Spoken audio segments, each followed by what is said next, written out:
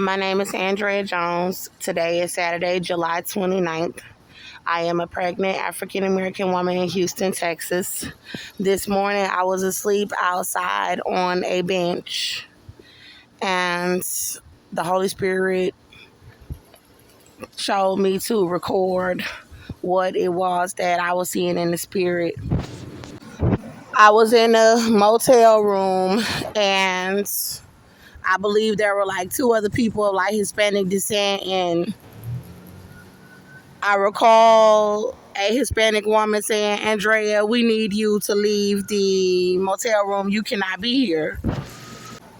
That's when the Holy Spirit made me pick up my cell phone and press record.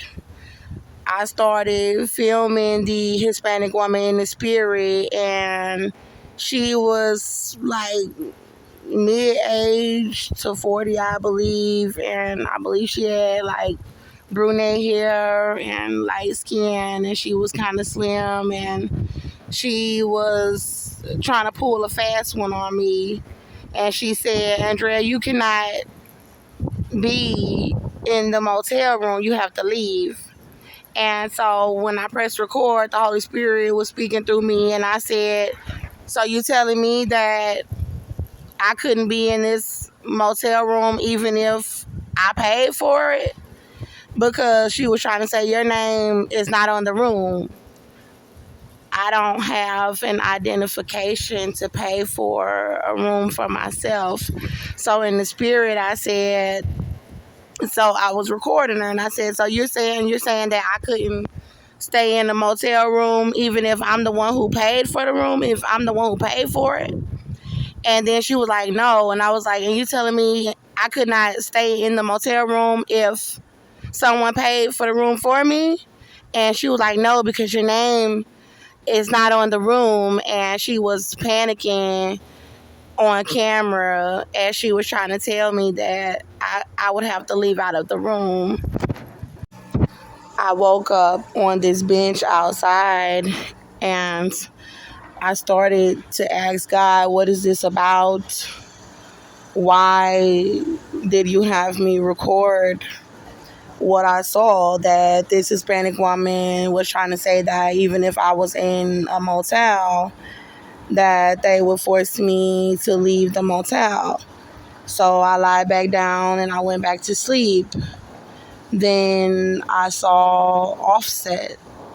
He is a rapper here in America of American descent. And I saw him, and there was like this dark background around him, like it was like the sky was almost like burgundy red or something. And he had some dreads and a hat or something, and there were people around him. And I just said to him, I was yelling, "You took an oath to stage me outside so y'all could rape my baby."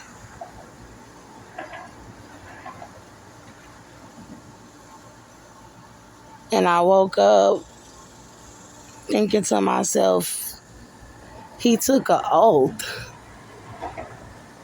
to stage me outside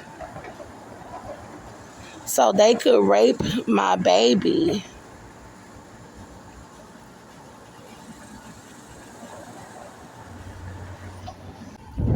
I remember going back to sleep, and I was in a location where people had their doors wide open, like a room, I believe like an apartment complex.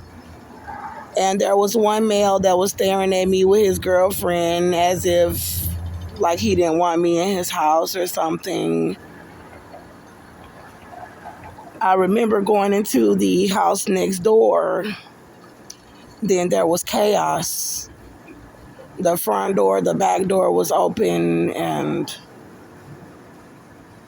someone had been trying to cash a check or something, and there were two young black people that had stolen the money from the people and they were running.